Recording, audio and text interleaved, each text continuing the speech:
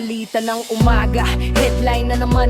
Pangako sa entablado, sa likod luha ang bayad. Boses ng masa nalulunod sa ingay, habang tinta ng kasunduan nagiging anino sa kamay.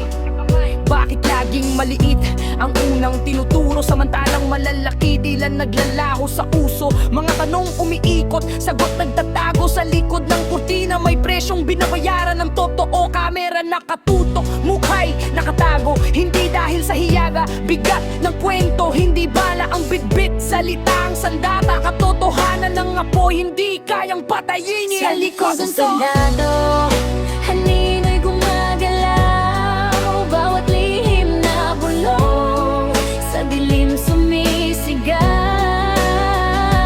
Haamin ka ngayon, bukas tapang dala.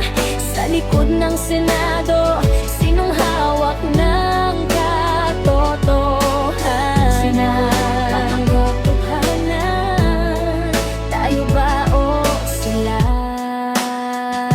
Sa Pilipinas, kwento't katanungan, bakit hustisya parang laging nasa likurang? May timbangan sa kamay pero bulag sa bigat. Kung sino ang malakas, tila laging may kalas. Hindi kami parte ng sirang sistema, hindi kami linya na pwedeng balututin sa tema. Isang hakbang pasulong, katotohanan ng gabay kahit anino. Sa likod, hindi kami atras, hindi sasabay. Mga bulong sa hangin, boses sa pader, salitang naglalakbay, hinahabol ng dilim. Kung may takot sa puso, may tapang sa dila. Bawat tanong na totoo, hakbang sa liwanag nadala. Sa likod ng Senado, hanino'y gumagalaw, bawat lihim na bulong sa dilim sumisigaw.